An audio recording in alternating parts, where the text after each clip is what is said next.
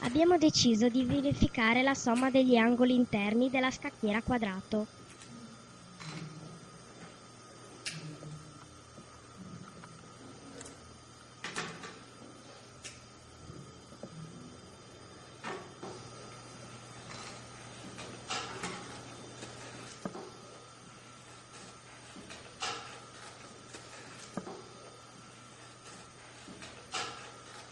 Avviciniamo le quattro parti in modo che i vertici della scacchiera quadrato coincidano.